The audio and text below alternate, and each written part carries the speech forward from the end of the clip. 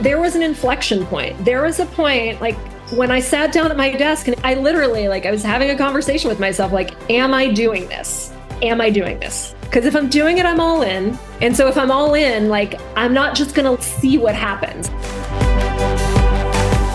Welcome to the Smart Gets Paid podcast with me, Leah Niederthal. I help women land higher paying clients in their independent consulting businesses, but I've never been a salesperson. My background is in corporate marketing, and when I started my first consulting business, I learned pretty quickly that it's about 1,000 times harder to sell your own stuff than it is to sell someone else's. So I taught myself how to do it, and I created the sales approach that I now share with my clients so they can feel more comfortable in the sales process, get more of the right clients, and get paid way more for every client contract. So whether your client contracts are $5,000, $100,000, or more, if you want to work with more of the clients you love, do more of the work you love, and get paid more than you ever thought you could, then you're in the right place. Let's do it together. Thanks for tuning in, and don't forget to rate, review, and share. Hey there, Leah here, and thanks for tuning in. I hope that wherever you're listening to this, wherever you are right now, you're having a great week, making some good progress on your business, and taking some time for you. So you might be able to hear that I have a little cold right now, just your standard sort of winter cough and cold. It's sort of that time of year, but I think I'm on the tail end of it. So yay. And actually, I have to tell you, I waited as long as I possibly could to record this episode because I was really hoping that this was going to clear up. But alas, my cold is still here and I still sound like this. So we're doing this anyway, because this episode is really just too important to put off any further. And this is such an important conversation because it really speaks to what I'm hearing a lot recently in my conversations with women consultants and really the situation that they're finding themselves in. And that is the women I'm talking to, when they started working with clients, they didn't actually go into it wanting to start a business. Like maybe they thought it would be something to do on the side, to just earn a bit of money on top of their corporate income. Or maybe they thought it would be temporary, like between jobs or if they got laid off. I mean, maybe this is your situation too. Maybe you didn't go into this thinking, I'm going to start a business. You just wanted to work with some clients. And so because of that, they've spent the last few years just sort of going along in their business, but not treating it like a business. Just sort of going along, taking the work that comes their way and sort of seeing what happens. But then after a few years, they realize okay, I guess I do have a business here. One of the women I spoke to sort of put it this way. She goes, I didn't go into it wanting to start a business. And in terms of how it feels like I've been sort of living in a tent. But now it's like, oh, wait, I live here now. But the problem is it's still a tent. And it sort of affects my confidence and how I show up in the business. And so in that situation, after a time, one of two things tends to happen. They either think, I guess I need to treat it like a business, or they think, time to treat it like a business. And the second option, time to treat it like a business, is what the woman I'm talking to today decided, and it really transformed her business. So today I'm talking to Beth Messich. Beth is a leadership coach and consultant who helps companies develop an internal pipeline of capable leaders at every level, which allows the companies she works with to grow the careers of their leaders and help them move the business forward. And when I started working with Beth, she was at a similar moment to the one I described earlier. She had started doing some consulting on the side, during COVID, because she had just gotten some people reaching out to her who knew she was, good at what she did. And she just sort of started saying yes. And for a little while, she did that just to sort of see what happened. But after a few years, she decided to stop just seeing what happens and start being intentional about running her business. And that journey is what she's going to share with you here. So in my conversation with Beth, you'll hear when she decided to build her business with intention and why she decided that. You'll hear how she went from being a quote unquote utility player to being seen as a specialist and an expert. You're going to hear what she decided to focus on and also what she decided not to focus on, and how she was able to take soft skills, quote unquote soft skills, and position them as a critical must-have for her clients. And finally, you're going to hear how she got clear on her value and her pricing and how she's been able to take vacations and turn off work, which I have to tell you is a masterclass in boundaries. I'm so excited for you to hear Beth's story because I wanted you to see what happens when you start to be intentional about your business. So just as a quick heads up, when Beth and I recorded our conversation, I was sitting outside and I remember it was like this beautiful day, kind of windy. So during our conversation, you're going to hear some birds. You might hear some wind in my microphone. You're not going crazy. It's just the recording. So take a listen to my conversation with Beth Messich. And at the end, I'll come back and share a lesson that you can apply to your business. And then hopefully someday soon, you'll partner with us to help you build your consulting business and you'll come back on the podcast and share your story. Enjoy. Beth, I'm so happy to see you. Thanks for being here. Absolutely. I'm excited to have the conversation. So Beth, let's start by, why don't you tell everybody who you are and what you do? Yeah. So my name is Beth Messich. My business is Beth Messich Coaching and Consulting, and I help companies develop an internal pipeline of highly capable leaders at every level to both grow careers and deliver business results. And I do that through executive coaching that's really focused on leadership and career. And then I have a consulting side of the business that is learning and development and talent management coaching that's everything from I can create your learning strategies, build out your leadership programs, do org design, or create your entire performance management system. I love it.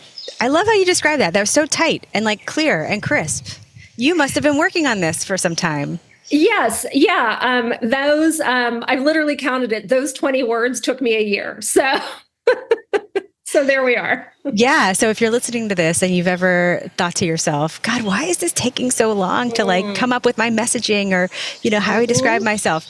20 words in a year. That's about how long it takes. Yeah, for sure. Well, so before we dive in, I just want to tell everybody. So as I said to Beth earlier, and as you can see on the Zoom, so I'm sitting outside and, which is lovely. And the birds here, they're living their best life. And so if you hear birds in the background, they just want to say hi and I hope you enjoy. So Beth, let's take us back about a year. What was going on in your business or in your world sort of when we at each other? Like you reached out for a reason, like what was that reason? Yeah. So this is interesting. I was thinking about this. So just a little bit of background. So I have close to 20 years in learning and development, talent management in corporate America, in large global companies, largely in retail, hospitality, and then also in some startups. And I had gotten my coaching certification in 2020, intending to stay inside corporate, use it there. But I was like, maybe I'll do some coaching on the side. So during the pandemic, I set up an LLC, just to do some coaching on the side. And as you do. As one does, right? And during the pandemic, I, as we all can remember, it's sort of the Wild West. So I left a company, I was doing a job search and it was going well. And they're like, hey, we have to put this on hold. And I, out of nowhere, said to them, totally understand that. Seems like you have some work to do. Would you consider bringing me on as a consultant? And they were like, oh, yes. And I was like, cool. Let me figure out how to figure out a proposal, right? Right. And so by the time, over the course of a couple of years, I was doing coaching, I was doing consulting, I had this LLC.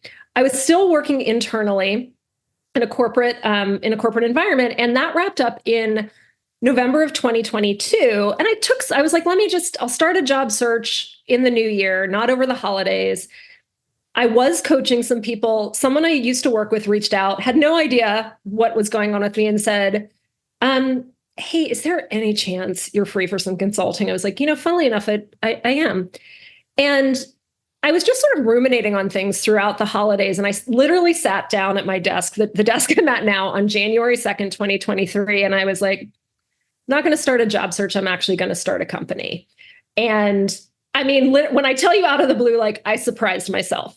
And so the funny thing is, though, the last 3 years were backing me into that decision.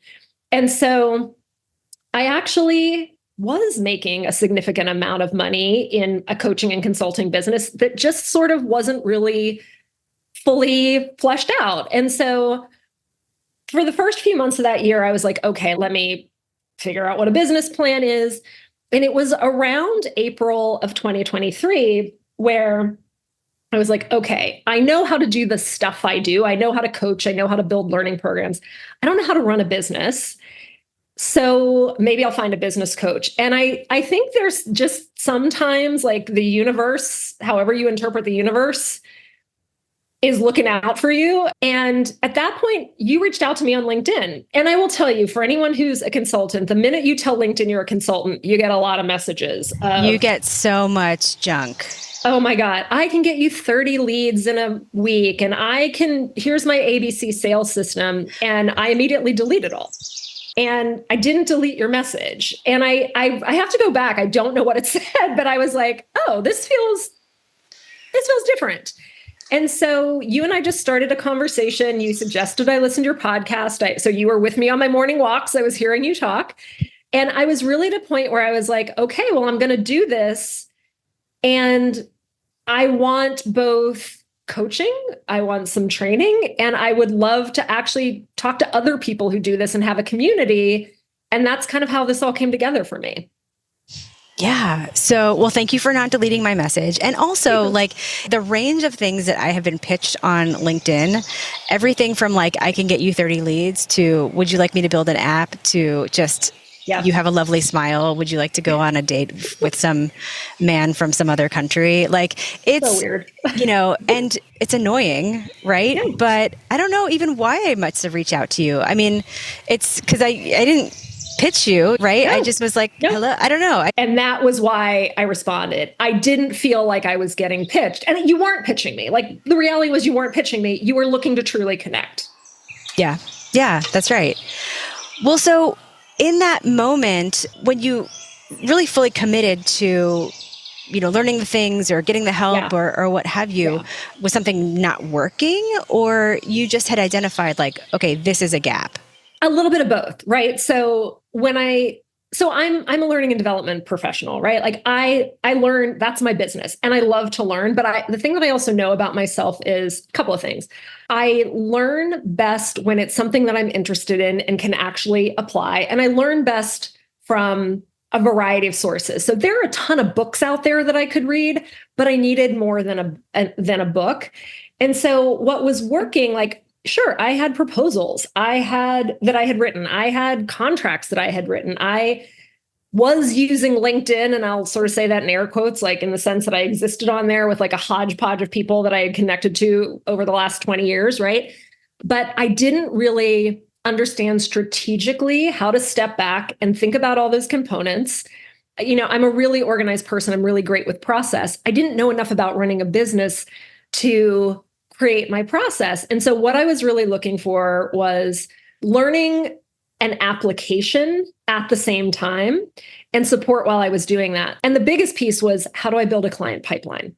Like a business pipeline. Yeah. Like I'm fortunate I have a great network, and any of the consulting I had gotten was through some level of like, hey, I know you, would you be available, interested in doing this? But that's not a sustainable strategy.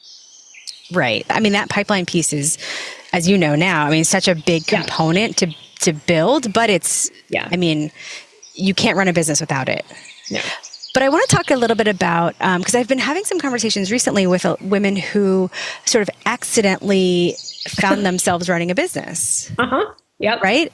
And there are good things about that, and there are difficult things about that, because in the moment when I'm talking to some of these women, I'm just thinking about some conversations more recently, like they sort of cruise along, and it's like because they never quite intended to start the business. They didn't quite intentionally run the business. Right. And so how did you make that shift?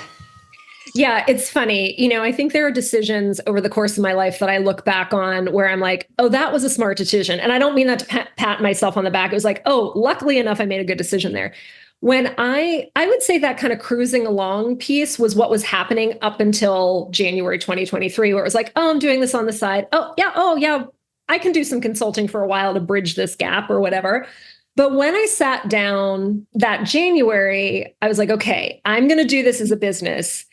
And I made some decisions where I said, look, people make the right decisions for themselves in their lives. There are people who are like part-time in corporate, part-time starting a business. I was like, I can't do that. I can't be part-time in a job search and part-time running a business. Like, I'm either doing this or I'm not. And so my commitment was for a year, I'm running a business. And if at the end of that year, it's not working for whatever reason, I'll go back to corporate America, right? Like I always have the opportunity to do that, but I'm not going to be half in. And I also really have this philosophy of like, if I want people to hire me for my expertise, I need to hire experts to help me with things. So when I was building a website, people were like, oh, there are tons of templates out there that you can use. Yes, there are. I am not going to do that because I'm never building a website again. And by the way, if anyone does that, great, rock on. But I was like, I'm going to hire someone who does that, who's the expert. And I did, and I'm thrilled with the result. And she's amazing. And so for me, it was really like, yeah, I kind of backed into this, but it's like one of those, those rom-coms or something where like you rewind the tape and you're like, oh, like all of those things actually led me to exactly where I was. Like, I set up an LLC without intending to really have a business. Like, come on now, right? So, come on.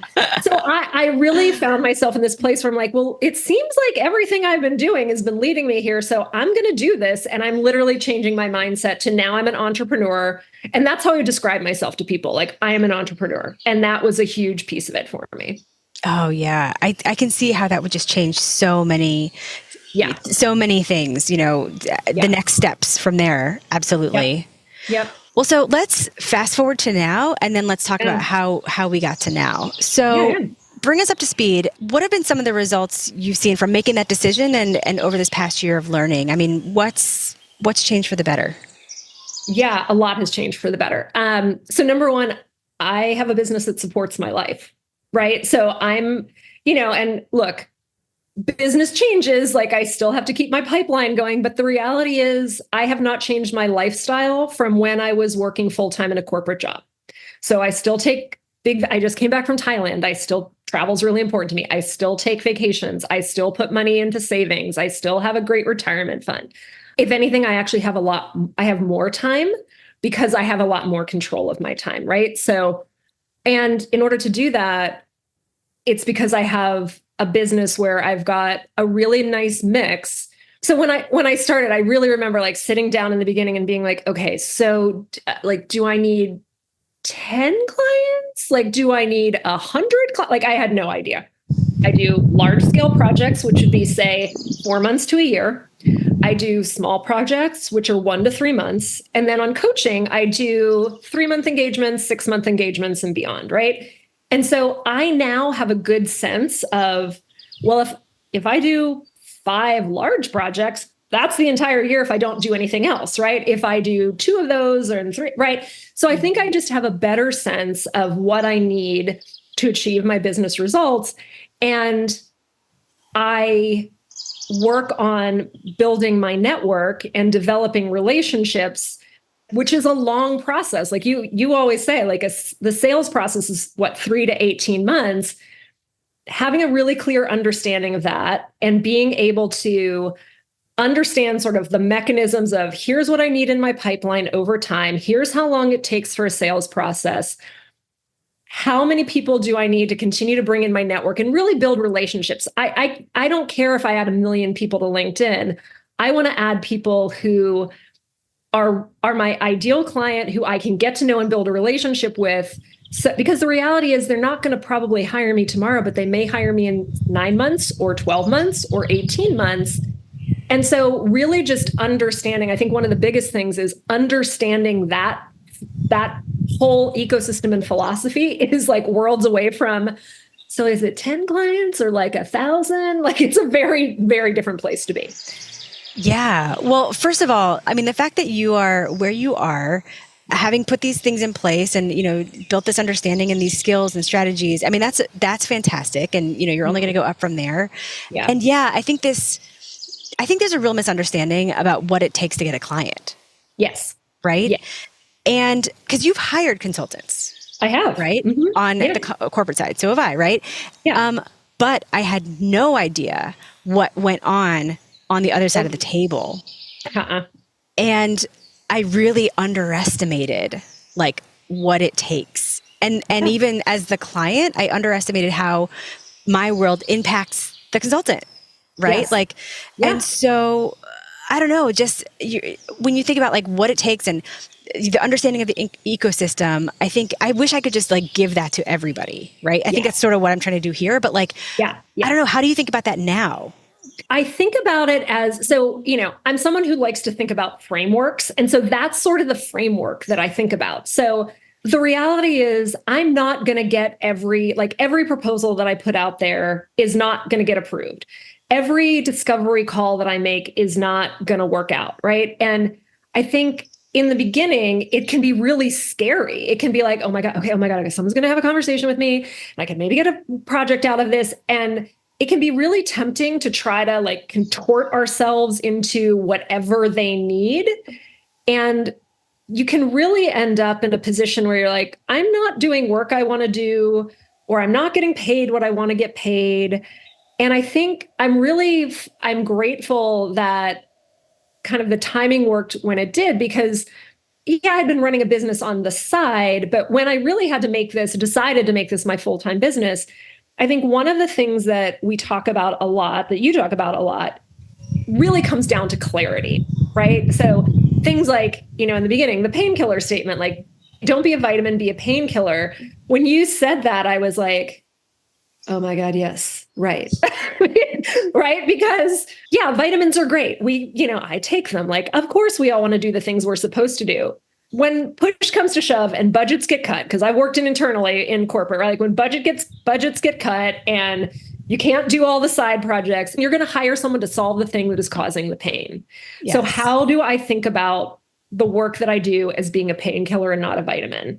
And by the way, I sit in learning and development and talent management and coaching, which to a lot of people is like, oh, the fluffy side of HR, the stuff where you like hug people and make them feel good. And I'm like, no.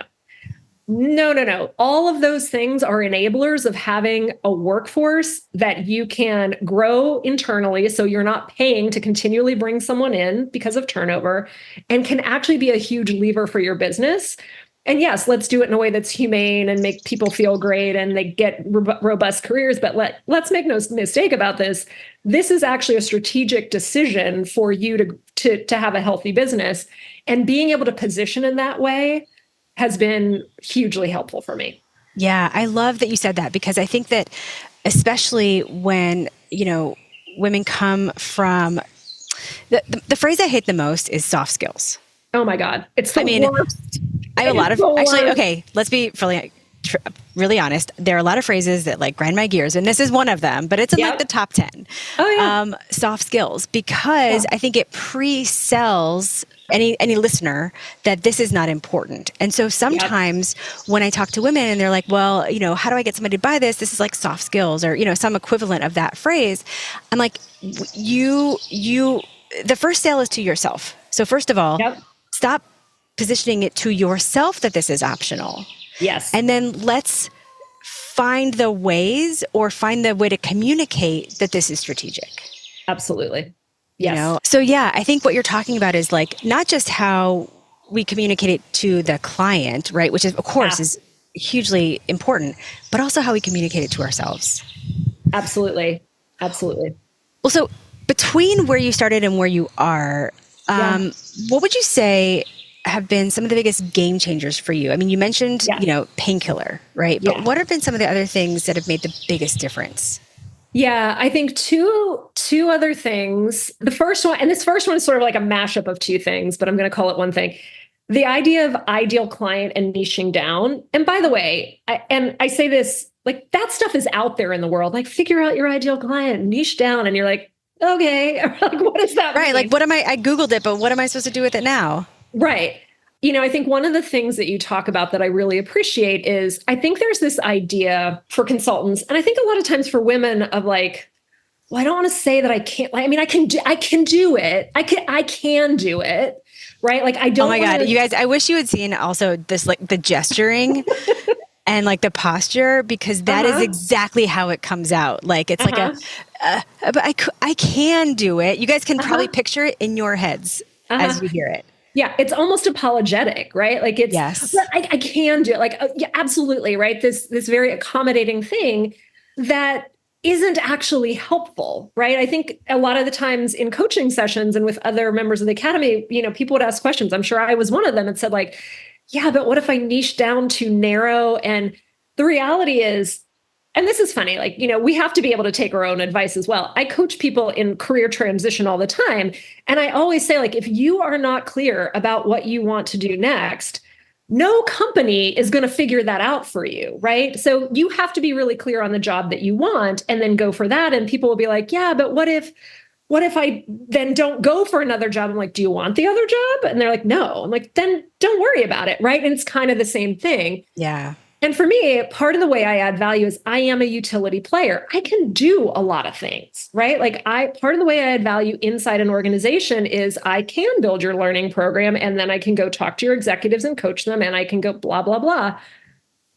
I don't want to do all the things that I can. And I think when you say to the world, I can do anything, what it comes out as, I can't really do anything well. Oh my gosh. I'm so glad you said that. I read a version of that just says, I'm sure I'm going to butcher it, but it's like, It just, when you say I could do everything or I could do anything, you're basically saying you are mediocre at many things. Yes, absolutely. Absolutely.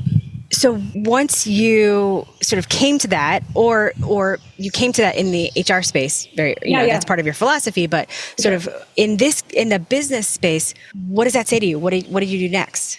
Well, part of it was also then figuring out the ideal client. And a lot of times, like if you read articles about ideal client, there are tips like, think about your ideal industries, think about your, ideal size companies.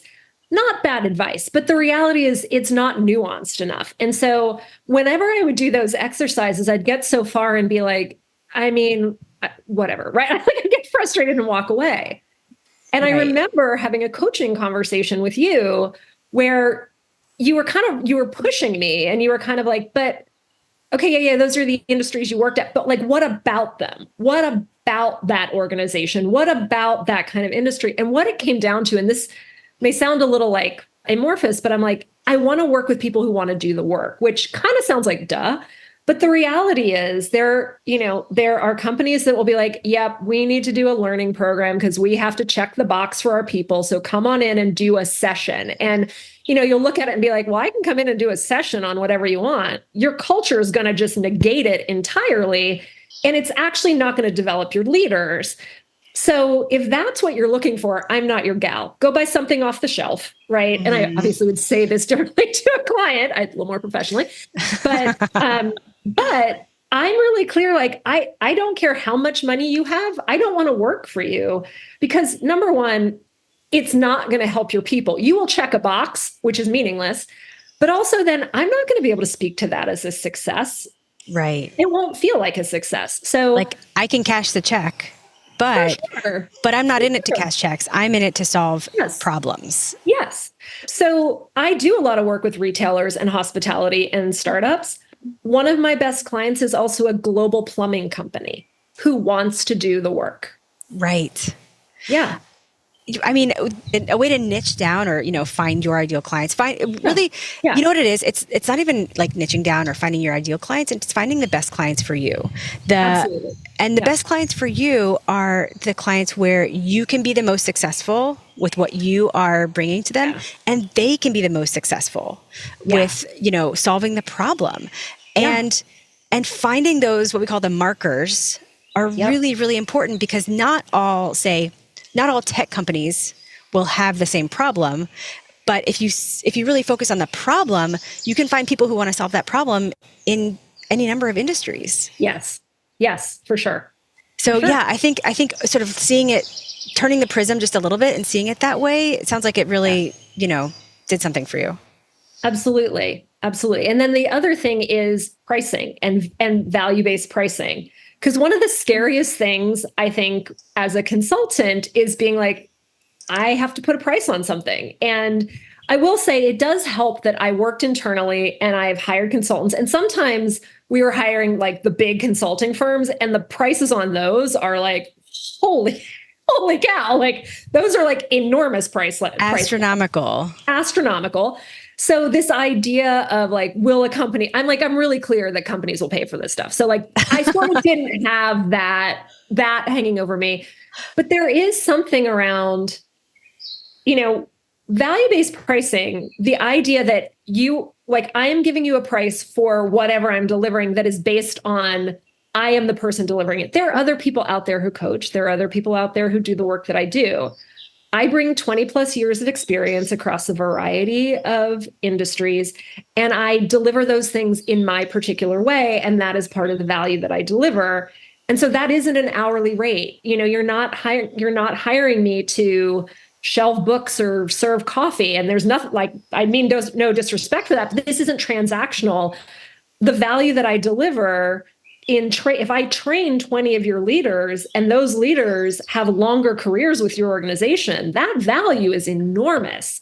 Every time they have a great feedback conversation because they've worked with me and don't devalue someone on their team and continue to retain people, that's part of the value. Every time a leader gets coaching and then actually is able to scale their leadership up from being a leader of people to a leader of teams, that's the value that I deliver. And that's not an hourly rate. And being able to get clear on that myself, articulate it, and then feel really comfortable putting the price on it is huge. And one of the things that I can't remember if I heard it on the podcast. I've heard you say it multiple times, so I can't remember where I first heard it, but you said something to the effect of like, you can charge whatever you want. And it wasn't like so put it as high as you can't, but like, no, it's not about that. It's not about like guessing how high you can go. Yeah. And I think the other companion to that is if someone doesn't want to pay your price, that doesn't mean your price is wrong. It means it's not the right price for them in this moment for whatever reason. Right. It doesn't mean that you did something wrong. I think that we're so, high achievers, we blame ourselves, right? Or we did something wrong. And so, if they don't say yes, it's not because you did something wrong. It's because you did something right for you and for the business. And everybody, this is what I always say, you probably heard me say this many times, right? It's my little soapbox. It's like every client has the right to go with a cheaper provider that's not as good as you. And you have the right to work with clients who can pay your prices. And you should not have to, bend over backwards or sort of twist yourself to make it work for them. Yeah. Right. Well, and the other side of that is I can choose to charge less in some cases. So I do coach executives. I also really love coaching people earlier in their careers. I firmly believe if people got coaching earlier in their careers, we would have less things to fix later from a leadership perspective. And so, honestly, if someone comes to me as like a new manager who's self-pay, like their company's not paying, I give them a different price if I believe they're fully into it and feel it like that's how I balance it out. And that's my decision to make. Absolutely. That's your decision to make. And you're making it with intention. Absolutely. There's something I want to touch on because coming from HR, I would love to hear your perspective on this. Because sometimes what I'll hear from, consultants, even from women in the program, when they first start to do value-based pricing, they sort of think about the price in terms of in comparison to what if it was a full-time hire? Mm-hmm. That sort of anchors their price or what have you. This is like a quarter of a full-time hire or a half, or it seems to be limiting to them. And like, I have 1,000 things to say, but I would love to hear how you sort of reconcile that, especially since full-time hires were your world. Yeah. What I will say is companies have a variety of ways that they can hire people. They can hire full-time, they can hire part-time, they can hire contractors, right? And there are strategic choices that they make in all of those decisions. When you hire someone full-time, you're giving them a salary, you are giving them benefits, you are giving them perks, they have bonus. So whatever that price is, there's like an enormous, a whole other bigger price that goes along with that. So like, let's say, I'm making this up. Let's say if you hired this person full-time, a quarter of their salary would be $50,000. I'm just picking a number. Mm-hmm. But the reality is what they're probably actually earning is $70,000 for a quarter because they're also getting bonus and all that. So the company's paying a ton more. If you come in as a consultant and are like basing your prices only on, well, a full-time hire would be, X amount, whatever. Okay, you're not figuring in all of the other things. You are actually, if you charge the exact same amount, you're actually a savings to the company, right? So you could look at it that way. You could also say, they might be bringing me in as a consultant because they can't afford a full-time hire at the skill set that I am. So they can maybe afford to bring in someone with 3 to 5 years experience full-time. I come in with 20 years of experience. So that person, if they brought them in, their salary for that 4 months, whatever would be $50,000, my experience for the project that will go 4 months is more significant than that, right? So companies make strategic decisions. Make sure you're doing your pricing strategically, because a lot of times bringing a consultant in some way, shape, or form is actually saving the company.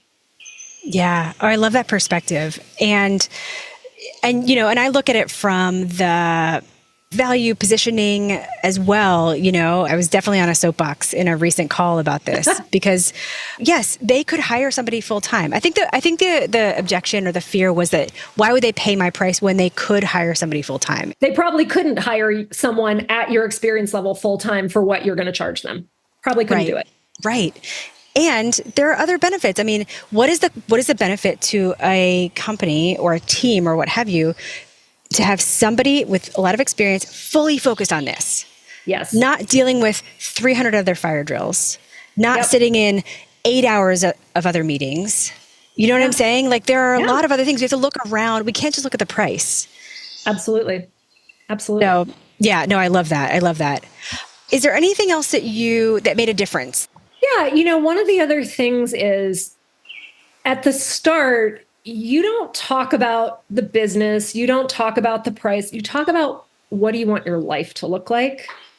And I think that is one of the biggest reasons. Certainly I went into consulting, and I think a lot of people do. Like, to have your own business, there's just much more control around your life. And I know consultants who are working 24/7 and, and I don't judge it. There's a whole host of things that go into that, but I'll give you an example. I was having, a couple weekends ago, I had a friend, her mom was in town. And so we were having brunch, and her mom started consulting about 4 years ago, kind of like in the PR space. And I recently went on vacation. I took a 10-day vacation to Thailand, and I don't work on vacation. I will check email once a day. I don't work on vacation. And she follows me on Instagram. So she saw the pictures and she was like, your vacation was amazing. How do you do that? How do you take a vacation and have your clients not freak out? And before I could even answer, my friend said, Beth is really good at boundaries. And I said, that's really what it is. And so what I did is I was doing a big project for a client. I was gone the first half of May. What we were delivering was really it was going to be the last 2 weeks of May to deliver into June. That was sort of a critical time period. And so when I built the project plan, I built it that everything I needed to deliver was done by the end of April. They knew what they needed to do over those 2 weeks. I told them how I'm going to be in an 11-hour time difference. So if you would like to reach out to me, I will check my email, and you can text me if it's an emergency, but no, there's going to be a time lag there. And by the way, I do learning and development. So you're going to have to define emergency for me. Stop. Someone needs to learn something. Let's just all cool down. But they knew exactly what to expect. I came back. We did the last 2 weeks. It's been launched and it's doing well. And so I don't say that from the perspective of so I've got it all figured out. Follow me to hear more great tips. I say it because I think a lot of times if we come from the perspective, and I think this is very much a corporate mindset of I am getting pulled by the tides of this company because they've hired me. And that was definitely something I had to think through. You are the owner of your business. You set the boundaries. You set the time. This is about your life. No one is going to set your boundaries but you, or set them where you want them to be. No one is going to be as focused on your life but you. So make that your responsibility to do that. Absolutely. And I think it also goes back to something you were saying earlier, nobody's going to do it for you. Clients will not set boundaries for you, right? Clients are going to client. Yep. Right. Yep. And you have to set your boundaries and run your business with intention. I mean, you even planned this whole project with intention because you knew it needed to be, completed and successful by this date. Yeah. Nobody's going to do it for you. And you've also heard me say a number of times, like, we teach the client how to treat us. Once you set the boundaries, if you break them, you are teaching them. I mean, this is a learning moment, right? You are teaching them that that's okay. Yeah. And so I think what you just described is a masterclass in knowing how you want things to be for you and setting boundaries around that. Absolutely. Yeah. Yeah. Well, so what would you say to somebody who's in the position that you were, back when you were sitting at your desk saying, okay, this is now a thing. I'm going to commit to this. Yeah. I think, look, we all have to make our decisions based on the personal dynamics in our lives, our own personal financial situation. So I would say try to be as objective and clear about assessing the current state as you can. Look, I'm single. There is no second income here. I have 2 cats. They're not internet celeb cats with their own income streams. I pay for everything. So if I'm not making money, my rent doesn't get paid. So the stakes are high for me, believe me. But I decided I had this conversation with myself where I'm like, if I'm going to do this, I'm not going to do this scared. I'm going to do this as clear-eyed as I can. And so what that means is I'm deciding on January 2nd, I'm going to do this business full time. Well, I'm not going to be making my current income by January 5th. So what does that mean? And I got really clear on, here's the amount of my savings that I am comfortable using as I ramp up. I really need to be ramping up by mid-year. Here's what that looks like. And, look, we have to flex. We can't, there's only so much manifesting we can do. But I got really clear on all that because I think if you're not clear, and whatever, by the way, I'm not saying that's what's going to work for everyone, but once you're clear on kind of what that is, then you can more accurately assess how things are going. And the other thing I said to myself is, I'm going to spend some money. I'm not going to come at this from a scarcity, I have to pinch every penny. I am going to hire experts like the person who did my website, working with the academy, someone who's doing some systems work for me, because my time is more valuable than my dedicating my time to doing the work or building my client pipeline actually is going to be more valuable than trying to teach myself how to use a website template or read all the books on pipeline or trying to figure out how to connect to my systems, right? Whatever I'm paying anybody else is actually an investment. And so I think getting really clear on what is your current state and where are you willing to invest? Then you're making decisions from an educated standpoint and not an emotional one. Cause I had emotional moments where I was this is feeling real quiet right now. Was this a good idea? I don't need to panic because I'm having 2 quiet weeks. I'm fine. Right. Yeah. Yeah. What you're describing sounds just a lot of foresight and planning and all of that. And I think that some people, especially if you accidentally find yourself in a business, may not have the, the wherewithal or the, I don't know, even forethought to plan like that. Yeah. Are you naturally a planning person, or was it something that you how did you sit down and do this? Yeah. I am a planner. I'm the person who's what's happening in August? Cause I got to get my weekends booked. Right. I am that person, but also there was an inflection point. There was a point, when I sat down at my desk and I literally, I was having a conversation with myself, am I doing this? Am I doing this? Because if I'm doing it, I'm all in. And so if I'm all in, I'm not just going to see what happens. When I was coaching on the side or doing some consulting, I had a full-time job. I was in a good place. I could see what happened. I could see how that evolved. If this is going to be my 100% of my income, yes, things are going to evolve, but I need to have a framework or a plan that they're evolving to so I can accurately assess, okay, did this evolve in the right direction or do I need to pull back or where do I need to put my time? A lot of it comes down to, as I talk to other as we'd have conversations even in the academy, like there are a million things you can be doing as a business owner. And sometimes it feels like you should be doing all of them at the same time. Like I should be building my network and redoing my LinkedIn page and creating an offer and blah, blah, blah. Like you can't do it all at the same time. And so if I have a sense, like being able to step back and say like, and by the way, the plan doesn't need to be beautiful. The plan was like, I've got a really pretty notebook here. Like my plan, like literally my financial plan for the first year was like, so maybe I'll try to make my salary.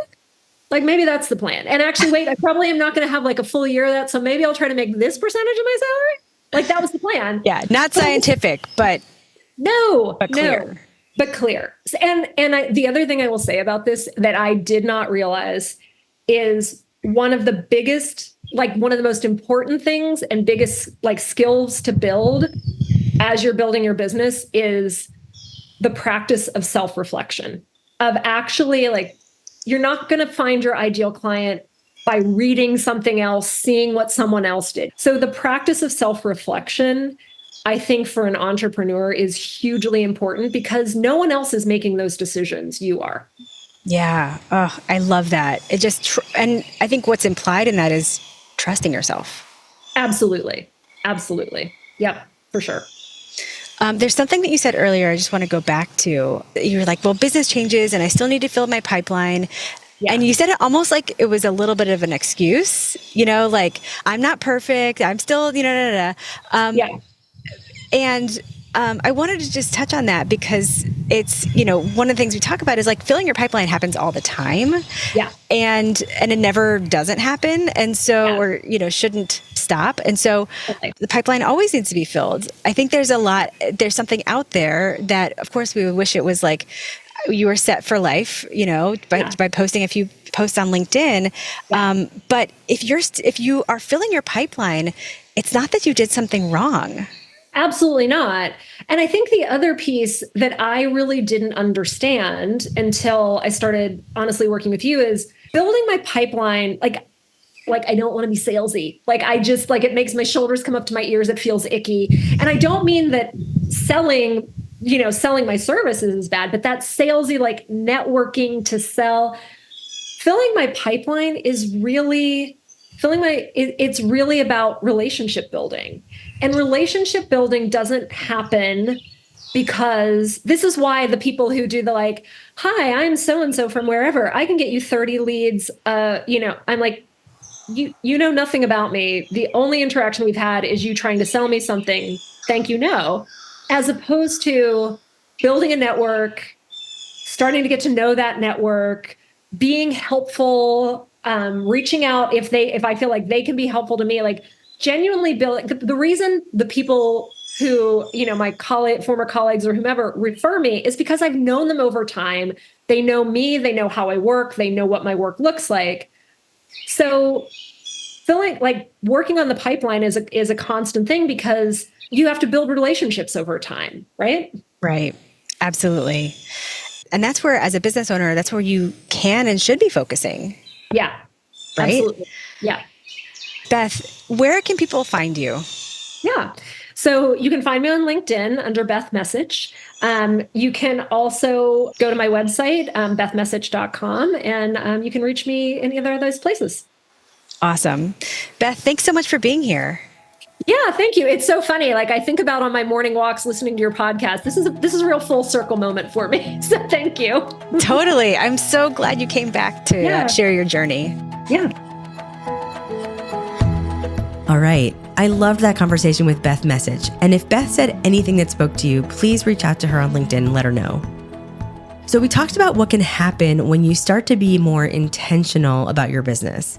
And I think this conversation is so important right now because, listen, it's the end of the year. We're coming up on a new year. And I think the question many of us are asking is, how did I show up in my business last year? And how do I want to show up this year? And so I want to offer a way to think about this that might help you in your business. So in the Academy, when we ask this question, we ask, who were you in your business? Like if your business is a car, who were you? Where were you sitting? And there are 4 answers. I'm going to go through them here. So were you luggage? You're sort of going along for the ride. You're not taking initiative to move things forward. And you may actually be carrying baggage or adding weight that slows things down. Were you in the back seat? You were maybe doing some things, maybe kind of like a backseat driver. You have a lot of opinions about how things should be, or maybe you're sort of complaining about where you are, but you're still letting others drive. Were you the passenger? You have a vision of your destination and you're, contributing to the journey, but you're not actively steering the business. You're sort of relying on someone else, your clients maybe, to get you where you want to go. Or finally, were you the driver? You are setting the course, consistently showing up, navigating challenges, closing the gaps that are keeping you from moving forward, and taking proactive actions towards your goals. So those were the 4. Were you luggage, in the back seat, the passenger, or the driver? And this is a really helpful way to check in with yourself, And so as we roll from one year to another, it's a nice time to really, truly ask this of yourself and really be honest about which one were you in your business. Were you the luggage? Were you in the back seat? Were you the passenger? Or were you the driver? But here's the truth. This type of checking in with yourself doesn't have to happen just once a year. You can check in with yourself on this at any time. And in fact, if you're waiting for some future date, some sort of, my diet starts next month sort of thing, you could be actually making progress right now, which is why in the Academy, our members aren't just asking this question at the end of the year. We ask it at the beginning of every month. So at the beginning of every month, we get together and the members look at, what they accomplished last month, where things are in their business. And then from that, they choose the 1 or 2 strategies to work on this month. So that instead of looking at a laundry list of all the things they need to do in the program, they know the 1 or 2 things they need to work on at any time and they can focus. But part of that exercise is asking, how did you show up last month and how will you show up this month? And when you do that regularly, you can always course correct. You can always bring yourself into the driver's seat in your business. Because what I want you to take away from this is you always have the ability to be the driver in your business. And the driver is the one who decides where you're going and the one who gets you there. And that shouldn't be your clients. That shouldn't be anybody else. That should be you. And that can be you when you decide to be intentional about your business. Happy New Year.